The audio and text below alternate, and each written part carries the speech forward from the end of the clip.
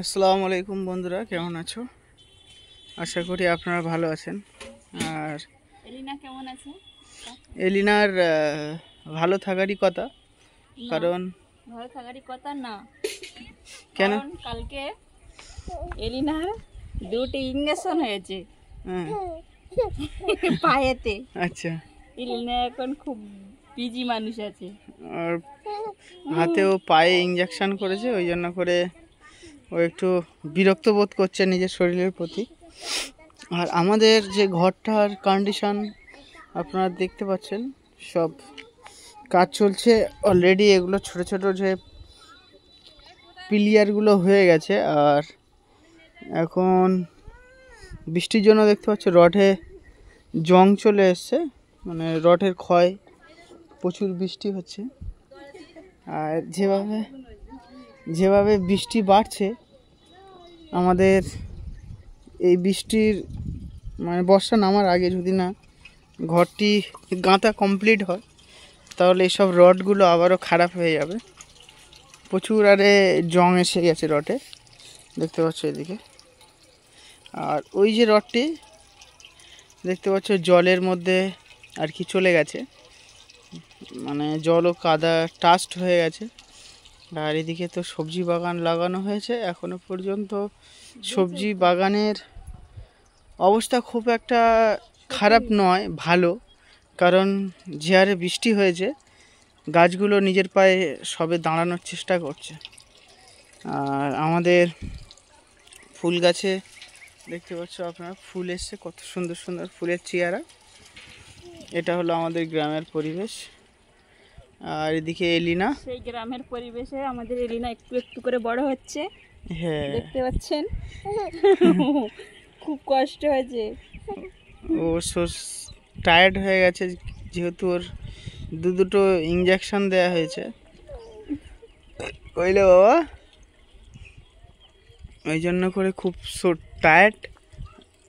আর এদিকে আমাদের যে আমার বাবা যে এই ফিশারি করেছে না, তার জন্য করে এইগুলোর প্রয়োজন হয়, এই যে জালের প্রয়োজন। আমরা পুকুরে জাল ফেলে একদম টাটকা টাটকা মাছ খাই। আর এদিকে ছোট কলমের যে আমাদের কলমগুলো হয়েছিল, সেই কলমের তক্তাগুলো ওই খুলে রাখা হয়েছে ওইগুলো। আর এর ভিতরে এটা জানি না কি গাছ হয়েছে। তো আমাদের খালের জল বাড়ছে, যে কোনো সময়ে জল বেড়ে গেলে আর মাটি তোলা যাবে না, এটাই একটা দুর্ভাগ্যজনক। কারণ এই জায়গাগুলো আর কি মাটি দিয়ে ভর্তি করতে হবে। আরেকটা জিনিস আমরা কনফিউজ এখনো পর্যন্ত আছি, যে আমরা সিঁড়িঘরটা কোন দিকে করলে সুবিধা হয়, এটা নিয়ে একটা আমাদের মনের ভিতরে একটা চিন্তিত অবস্থায় রয়েছি, যে এই দিকে করব ঘরের এন্ট্রির সামনে না পিছন দিকে, এটি আপনারা কমেন্ট করে জানাবেন। তো এখন আমাদের ম্যাডামের কাছে জিজ্ঞাসা করব যে এই ঘরের যেটা প্রবেশ অর্থাৎ এন্ট্রি গেটটা কোন দিকে করলে সুবিধা হয়, সেটা আমাদের ম্যাডাম বলবেন তার মতামত কোন দিকে করলে সুবিধা হয়। যেহেতু ইঞ্জিনিয়ার সাহেবদের কাছে বারবার জিজ্ঞাসা করি, ওনারা বলেন আপনাদের বিষয় আপনারা বলুন। তখন ম্যাডাম বলবে যে এই যে ভিতরে থেকে, এই যে হচ্ছে মেন রোড, ওই যে আমার বাবার গাড়ি দাঁড় করানো রয়েছে, ওখান থেকে ঢুকে এইটা হচ্ছে গিয়ে মাঝখানে যেটা দেখতে পাচ্ছি, ওটা পুরোটাই হল রুম। তো ওই হল রুমের গেটটা পিছন দিকে করব না সামনের দিকে করব, কি মনে হয়? সামনের দিকে। সামনের দিকে। এবার যদি সামনের দিকে করা যায়, তাহলে ওই যে সামনের স্পেস অত 3 ফুট করে 6 ফুট একটা সিঁড়ির রুম হচ্ছে।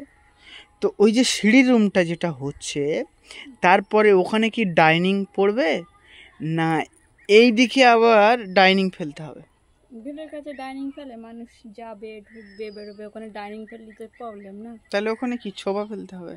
হ্যাঁ, পাশে একটা একটু ছেড়ে এসে ওখানে একটা ছোপা থাকলে ভালো, একটু পাশে ওই পাশে বসবে এরকম।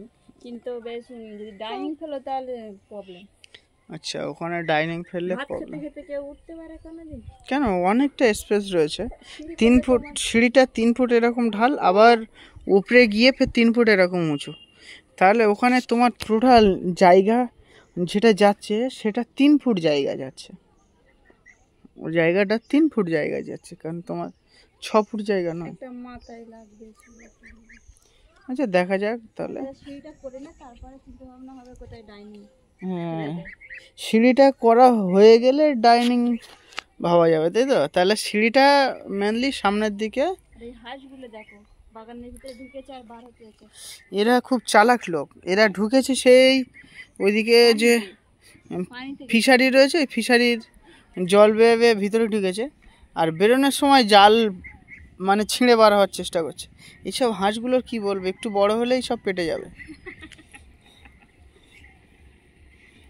আর এদিকে আমাদের ঢালাই রাস্তা হয়েছে, এই ঢালাই রাস্তা হয়ে আমাদের অনেক সুবিধা হয়েছে, কারণ রাস্তাঘাটে চলাফেরার আগে খুব অসুবিধা হতো, সেটাই খুব ভালো হয়েছে।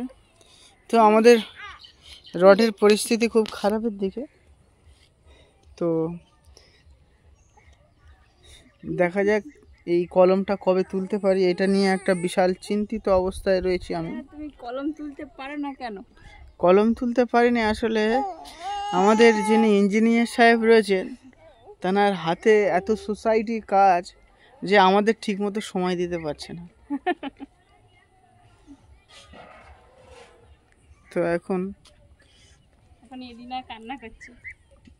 এলিনা কান্না করছে, তার সাথে সাথে আমাদের এদিকে এখন ঘর নিয়ে বিশেষ একটা চিন্তার মধ্যে রয়েছি। দেখা যাক কবে কি কাজ হয়, আপনাদেরকে পুরো ভিডিও আপলোড দেওয়া হবে। কই রে বাবা এলিনা, কইলি কইলি, এলিনা এলিনা এলিনা কইলি। এলিনার খিদে পেয়েছে। আচ্ছা, ঠিক আছে, সবাই ভালো থাকবেন, সুস্থ থাকবেন।